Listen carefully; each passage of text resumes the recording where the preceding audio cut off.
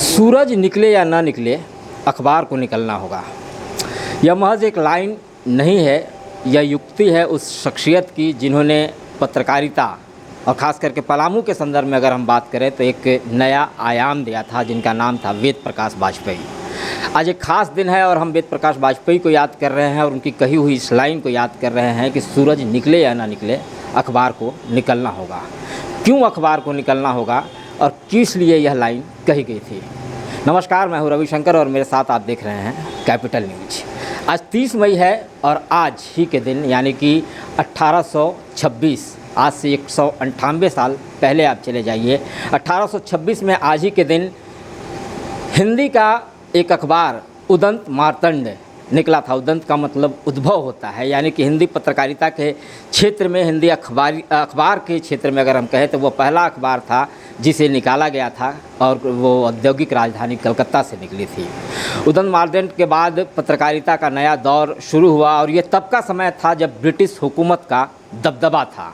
उस दौर में कैसे एक अखबार को निकाला जाना और कैसी अपनी बात को जनता तक पहुंचाना अपने आप में एक चैलेंजिंग रहा होगा। और तब से लेकर लगभग 200 साल होने को है, एक बार फिर पत्रकारिता पर नई बहस छिड़ी हुई है कि पत्रकारिता में क्या कुछ बदलाव की ज़रूरत है, पत्रकारिता कितना कुछ बदल गया है। तो आज 30 मई के दिन हिंदी पत्रकारिता दिवस के दिन कुछ लोग बैठकर यहाँ बातचीत कर रहे हैं। तो हमने भी सोचा कि कैपिटल न्यूज़ पर इस बातचीत को अन्य लोगों तक भी पहुंचाया जाए, क्योंकि पत्रकारिता की जब बात होती है तो वो सिर्फ अखबार का बात नहीं होता है, वह पत्रकारिता की बात साहित्य की भी बात हो जाती है, वो मैगजीन की भी बात हो जाती है, पत्रिका की बात हो जाती है और कहीं ना कहीं अब इलेक्ट्रॉनिक मीडिया और सोशल मीडिया की भी बातचीत हो जाती है। और इस पहल के लिए इप्टा, प्रगतिशील लेखक संघ, सुबह की धूप और झारखंड पत्रकार संगठन ने इसकी शुरुआत की और कम ही लोग मिलकर आज पत्रकारिता दिवस पर चर्चा कर रहे हैं।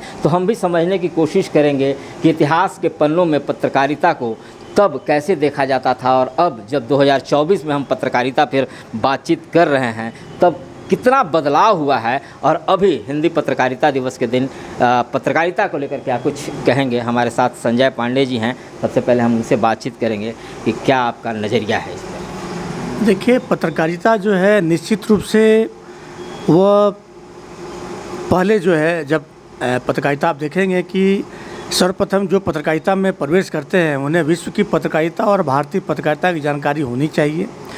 और निश्चित रूप से पत्रकारिता जो है वह बहुत सोच, मतलब कहने का तात्पर्य है कि आपके हाथ में कलम है और आप एक समाज को और देश को नई दिशा देते हैं।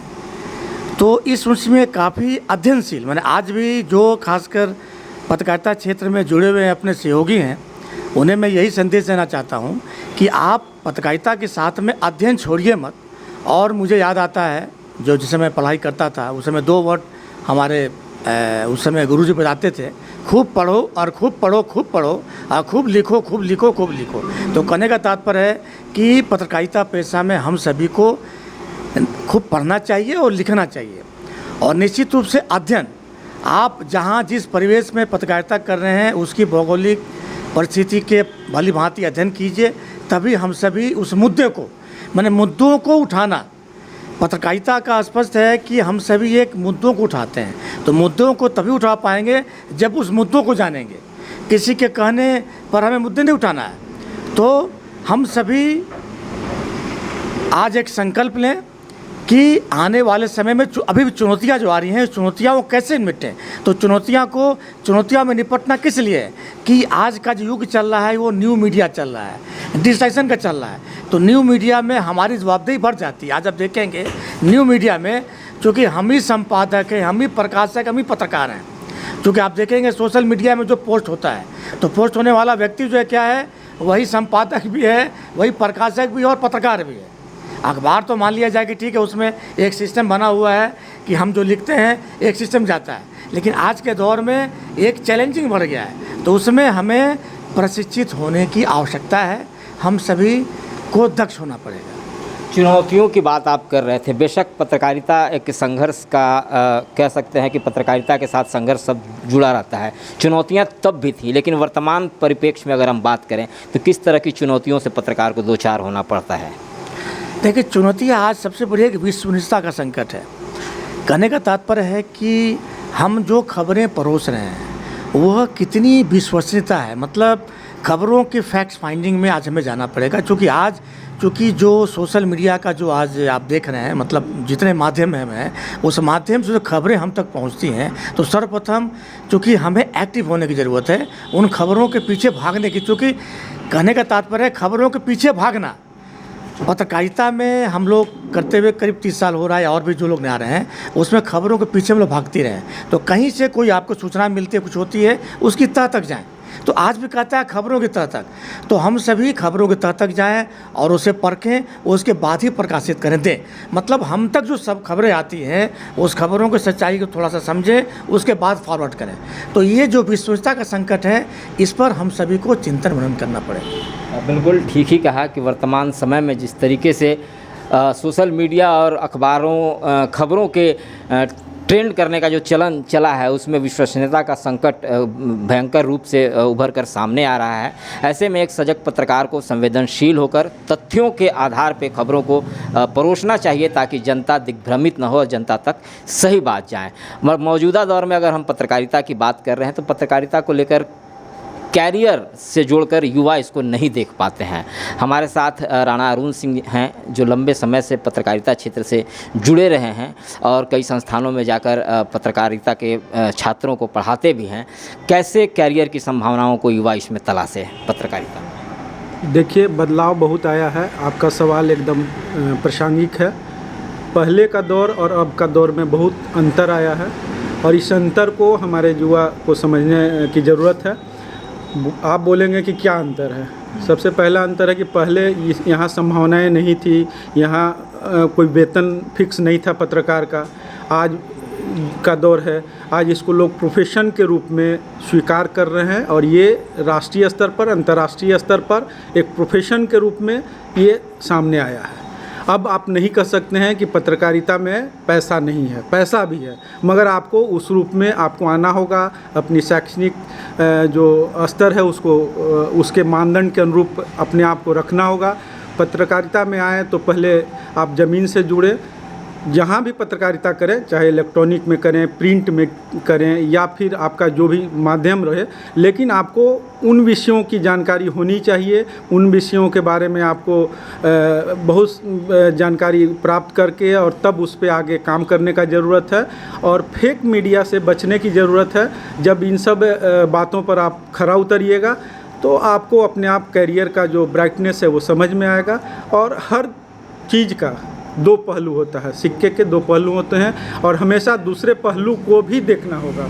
एक पक्ष है आप ग्लैमराइज हो जाते हैं डे वन से, जब आते हैं आपको लगता है कि बहुत कुछ है इसमें, लेकिन ऐसा नहीं है। जब आप में समर्पण की भावना नहीं है, आप में देश प्रेम की भावना नहीं है, आप में राष्ट्रीयता की भावना नहीं है, आप इस कैरियर को मत चुनिए। मैं यही युवाओं से कहूँगा कि आप एकदम पूरी तरह से आश्वस्त हो लें कि हमको इसमें समाज सेवा के लिए आना है, जन सरोकार के लिए आना है, राष्ट्रीयता के लिए आना है, देश को संगठित करने के लिए आना है, देश के विकास के लिए आना है। तब आप कैरियर चुनिए और तब इस प्रोफेशन में आइए। आपको बहुत सुकून मिलेगा, शांति मिलेगा, और आपके साथ लोग जुड़ेंगे। ये समाज के लिए एक मार्गदर्शक के रूप में आपकी भूमिका आगे बढ़ते रहेगी, और आपको फिर अच्छा लगेगा, कहीं कोई दिक्कत नहीं। अच्छी बात है। पत्रकारिता की जब हम चर्चा करते हैं तो जन सरोकार एक ऐसा शब्द है, जन सरोकार, जिसे लोग किनारे कर देते हैं। और ख़ास करके यूथ की हम बात करें और नई पीढ़ी के जो पत्रकार हैं, उन्हें आप देखिएगा तो उनको जन सरोकार से कोई ख़ास मतलब नहीं रहता है। लेकिन पत्रकारिता की शुरुआत और उपज ही जन सरोकार से हुई थी, इस बात को शिद्दत से महसूस करने की ज़रूरत है। और आज जब हम हिंदी पत्रकारिता दिवस पर यह बात कर रहे हैं, तो बेशक अगर आप में जन सरोकार की नज़रिया नहीं है तो आपके लिए पत्रकारिता क्षेत्र कदापि नहीं हो सकता है। और पत्रकारिता और पत्रकार के संदर्भ में अगर हम बात करें तो हर दौर में पत्रकारिता संघर्ष से जूझता रहा है। हर दौर में सत्ता चाहे किसी की भी हो, वो अपने को कब्जे में रखने की नीयत उसकी रहती है।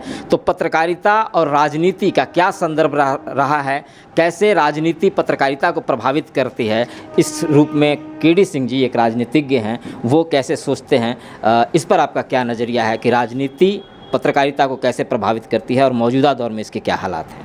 चंद शब्दों। देखिए, तो सीधी सी बात है कि पत्रकारिता तब भगत सिंह जी कर रहे थे, तो उस समय जो लोग थे, चाहे आंदोलन कर रहे थे, देश की आज़ादी के आंदोलन कर रहे थे, या विपरीत थे जो लोग, तो जो विपरीत थे वो भी अपनी सच्चाई से विपरीत थे, जो आज़ादी के आंदोलन में भाग ले रहे थे वो भी सच्चाई के साथ थे। तो पत्रकारिता का भी जो मोडस अप्रेंडिस था, मतलब कि उसका जो भाव था बिल्कुल ही जो है सात्विक था और बिल्कुल सच्चाई से युक्त था। लेकिन जैसे जैसे समाज आगे गया, अब पंडित नेहरू जी आए, तो पंडित नेहरू जी के बारे में कई पत्रकारों में और कई ऐसे कार्टूनिस्ट थे, मैं क्यों आज नाम लेकर उनको कहूँ वैसे, लेकिन बड़े कार्टूनिस्ट थे जो कभी भी वैसे चीज़ों को उन्होंने नहीं छोड़ा कि नेहरू जी ने ऐसा नहीं किया। नेहरू जी कई बार उनको बुला करके कहा भी कि आपने ऐसा कार्टून बनाया, तो उन्होंने कहा कि नेहरू जी, मैं तो देश के लिए कार्टून बनाया, मैं तो नेहरू को समझ के कार्टून नहीं बनाया। तो आप सोचिए कि पत्रकार का कितना बड़ा उद्देश्य था राजनीतिक रूप से।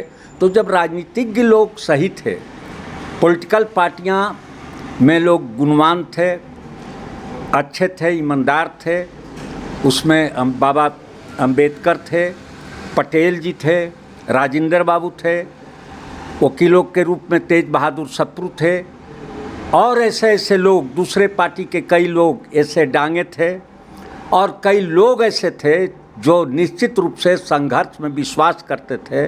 तो पत्रकार भी संघर्ष में विश्वास करते थे। जब वे बिना रोटी के जीते थे, तो मुंशी प्रेमचंद भी फटेहाल स्थिति में पत्रकारिता करते थे। लेकिन जब आज चकाचौंध में जब चला गया पॉलिटिकल पार्टी, आज वे हाशिए पर चले गए, जो सिद्धांत और नियम की बात करते हैं, जो ईमानदारी की बात करते हैं, जो जनता की सरकारिता की बात करते हैं, जनता के सिंचाई की बात करते हैं, वे सब हाशिए पर चले गए। और जो पूंजी है वह पॉलिटिक्स पर हावी हो गया, तो निश्चित रूप से पूंजी पत्रकारिता को भी प्रभावित करेगा ही। उसका धर्म है उसको प्रभावित करना। इसलिए आज जरूरी है कि राजनीतिज्ञों को उस पूंजी के कुकृत्यों से लड़ना, और पत्रकारों को भी उस कुकृत्यों से लड़ना होगा, तभी देश की हिफाजत होगी, देश की पत्रकारिता सफल और संबल। ठीक बात इन्होंने कही कि पूंजी जो है वो जिस तरीके से राजनीति में प्रवेश की है, तो वो पत्रकारिता में भी अब व्यापक पैमाने पर प्रवेश कर चुकी है, और पूंजी ही सब कुछ को कंट्रोल में कर रहा है। तो निश्चित तौर पे ऐसे दौर में कारपोरेट मीडिया का चलन बढ़ा है, और कारपोरेट मीडिया में आप देख सकते हैं कि किस तरीके से मीडिया में बदलाव आया है, जिसकी चर्चा राजनीतिज्ञ के तौर पर के.डी. सिंह कर रहे थे। शुरुआत में मैंने कहा कि जब पत्रकारिता शुरू हुई थी और हिंदी पत्रकारिता की जब बात कर रहे हैं, तो आम तौर पर अखबारों से या कि अखबार में लिखने पढ़ने वालों से मतलब होता था कि पत्रकार है, जो लिखना जानता है वही पत्रकार है। अब जब हम 21वीं सदी में पत्रकारिता पर बात कर रहे हैं, तो पत्रकारिता में एडिटिंग भी आता है, पत्रकारिता में ग्राफिक डिजाइनिंग भी आता है, पत्रकारिता में फोटोग्राफी भी आता है, पत्रकारिता में साउंड की समझ भी होनी चाहिए, वीडियो की समझ भी होनी चाहिए। तो लेखन के अलावा भी इन सारे चीज़ और सारे आयाम मिलकर एक सशक्त पत्रकार का निर्माण करते हैं। और उसी तरीके से अब पत्रकारिता के कई रूप भी बदल चुके हैं।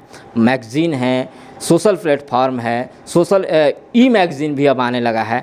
तो इन सब चीज़ों को 21वीं सदी में अगर हम बात करें और इस बदलाव के संदर्भ में बात करें, तो सुबह की धूप पलामू से निकलती है एक पत्रिका, और लंबे समय से ये निरंतर निकल रही है।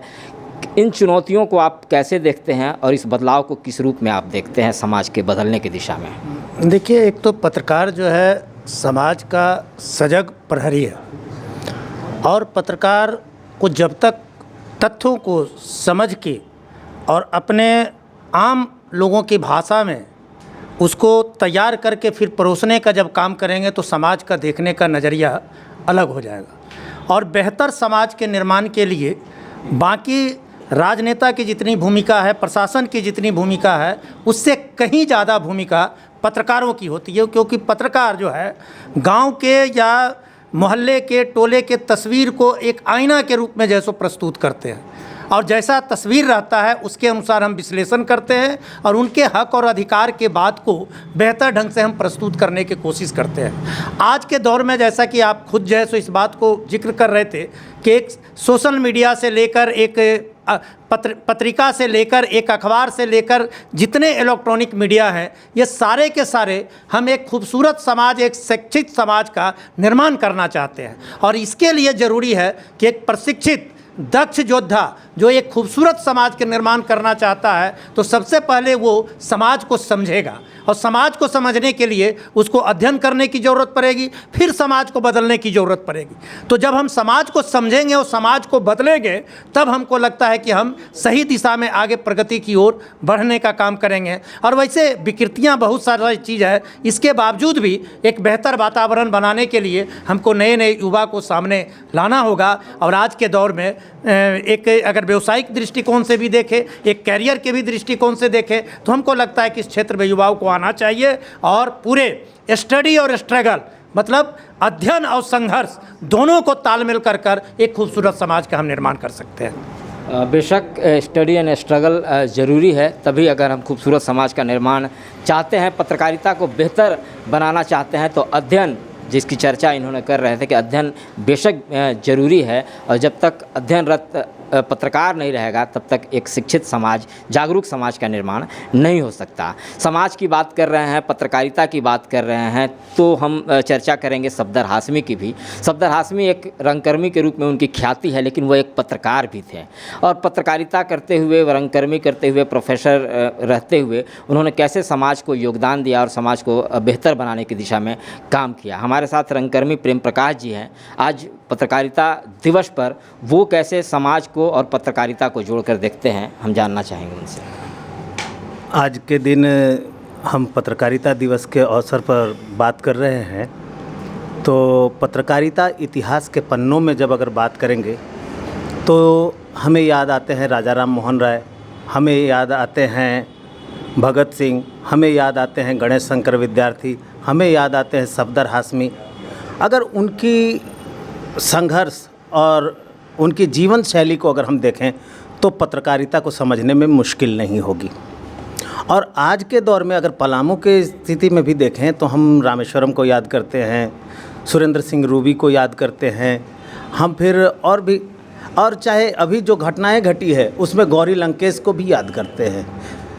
डॉक्टर नरेंद्र दाभोलकर क्या कर रहे थे, फिर गोविंद पानसारे क्या कर रहे थे, ये सारे लोग पत्रकारिता ही तो कर रहे थे। यानी पत्रकारिता का मतलब ही हो जाता है समाज को सुशिक्षित करना, सही बातों के प्रति उसे जागरूक करना और सही दिशा में जाने का निर्देश करना।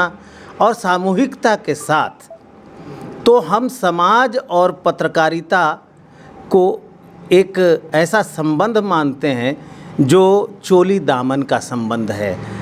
जिस समाज में पत्रकारिता नहीं होगी उस समाज में उसका विकास, उसका हर तरह से, हर दृष्टिकोण से देखा जाए तो वह आगे नहीं बढ़ पाएगा। इसलिए अब देखिए, जैसे सफदर हाशमी की बात लेते हैं तो Safdar Hashmi the economic times में लिखा करते थे, अंग्रेजी के पत्रकार थे, अंग्रेजी अखबार के, और अंग्रेजी विषय के प्राध्यापक भी थे दिल्ली यूनिवर्सिटी में। लेकिन इतना होने के बावजूद एक पत्रकारिता के इस महत्व को समझा उन्होंने कि लोगों से संवाद करना, तो वो नाटक भी करते थे उतर के सड़क पर।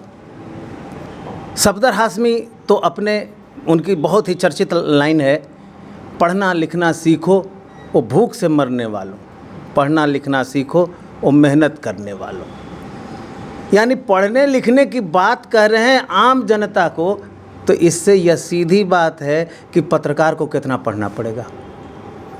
बेशक पत्रकार को पढ़ना ही होगा, और जब जागरूक समाज और शिक्षित समाज करने की हम बात कर रहे हैं तो आज हिंदी पत्रकारिता दिवस पर यह संकल्प भी तमाम पत्रकारों को दोहराना होगा कि हम ज़्यादा से ज़्यादा अध्ययन करें, तभी हम जनता को शिक्षित कर पाएंगे।